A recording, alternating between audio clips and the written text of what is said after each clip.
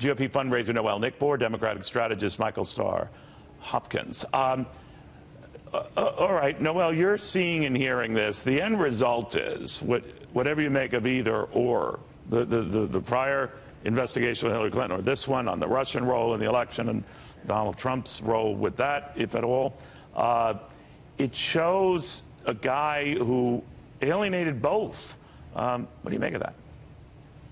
I think it's good on Comey's part because it shows that he will go on both sides and say what he needs to say. And I think, you know, as far as I think the headline tomorrow needs to be about Loretta Lynch. This is pretty big. To me, she gave an order on how he should handle it, and it was deceptive to the American people. And the big word of the day, I think, on all this is the word hope. And I think that when Donald Trump and Comey were in a room together, and I think that he asked him, hey, am I under investigation? And Comey says no. I felt like he had a comfortable rapport, which made him go ahead and go a step further and say, you know, Flynn's a pretty good guy. I really hope that, you know, you'll let this go. That's kind of like man to man. And if anybody understands New York City, maybe they'll understand the way Donald Trump or people from New York City do business, and they're hustlers. You know, they ride the line, but they don't cross the line. And I think a lot of people are just now getting introduced to how Donald Trump, you know, does business or his actions. Yeah, but hope can always be in the eye of the beholder, right? I mean, it could also be like a Tony Soprano thing. I really hope this just sort of disappears. No, I'm joking, but just to make that point. But go ahead, finish that. But Neil, I mean, I could say, you know, I hope that after Angelina Jolie and Brad Pitt get divorced, I hope Brad Pitt asks me out. I mean, hope is what it is.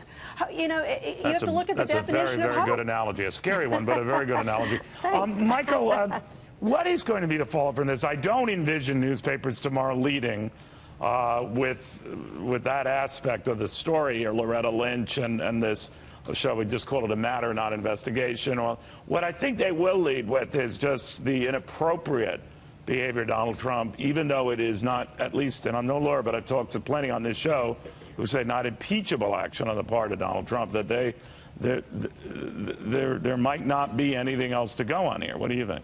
Well, let me say I am an attorney in New York City. I've been both a public defender and a prosecutor here. And I think it'll be interesting to see whether or not there are actionable charges filed against Donald Trump for obstruction. Do you as a lawyer see anything, your politics notwithstanding, that would be an actionable impeachment, high crime and misdemeanor action here? Well, the high crimes and misdemeanor is a political thing, but when it comes to obstruction of justice, I do. I think that when you look at the intent, which is what's required under obstruction of justice, you're supposed to look towards whether or not the individual himself was trying to obstruct the investigation. And I think when you look at what Donald Trump said on the campaign trail for months, criticizing Loretta Lynch for speaking with Bill Clinton, I think it shows that he knew what he was doing was wrong. Hillary Clinton criticized Bill Clinton and Loretta Lynch for that meeting on the tarmac, and many Democrats like myself have criticized him. I think what's problematic now is that you have Republicans making this a character battle between Donald Trump and James Comey. James Comey for over 20 years. I guess what I'm looking at, with Watergate, there was really a progression of events that deteriorated very quickly into a cover-up and a scandal. That was undeniable. But the only thing I see here, Noelle, is that, yeah, I know we could play semantics with this, a president of the United States hoping something goes away for a friend and a loyal NSA director who was forced out, but not saying, you know, shut this damn thing down, make it go away. I mean, maybe it's just in the tone and the language, but the hope word is going to come up. I had one lawyer saying that's a great and a significant distinction. But again, I'm no lawyer. What do you think? Well, you know, nor am I, but I will tell you, I'm a politico, and I see this, and I feel like, just look at several things. Look at the market. I think the market, I think people are saying with the market at an all-time high that this is not going to be something that is going to be a continuation. And I think that's the claim to that because it's given up some of its gains here. But Michael, is there a sense that you have that when I was talking to you know, a former FBI type about how long the Mueller investigation goes on, he thinks it could be wrapped up in a matter of months, just a few months, and it's over. I agree. Would a speedy investigation like that let's say exonerates the president, let's say targets on his inappropriate behavior, the unseemliness of, let's say, of a meeting one-on-one with the FBI director, that would would be embarrassing for the president, but not get him kicked out of office. Yeah, so I do think that the investigation is going to wrap up in a couple months. This investigation's been going on for over 10 months. So I think by the time it is done and wrapped up... But what if it's wrapped up the way I outlined here? And if, at the end of the day, we want to find out the truth of what's happening. And if the president's exonerated, then good. That means that we found out what happened and Mueller was allowed to come to a conclusion. But I do want to go back to the word hope.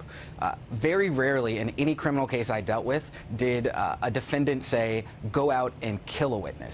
Instead, he would say, I hope that witness doesn't show up to trial. And the same is true here. What you had is President Trump telling his subordinate, James Comey, that he hoped that he would stop the investigation. It wasn't a direct comment, but it didn't need to be. When Nixon made his comment during Watergate, he didn't say stop the investigation. He simply said yes.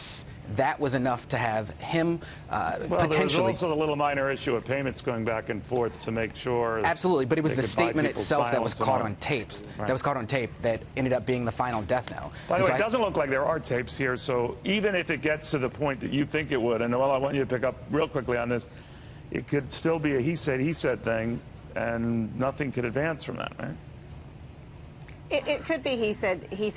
Yeah, that you're very right on that. But I really think going back to the root of it, it's going to come down to the adjective of hope. And hope, once again, if you want to be clear on it, is not an order. A hope, is a wish.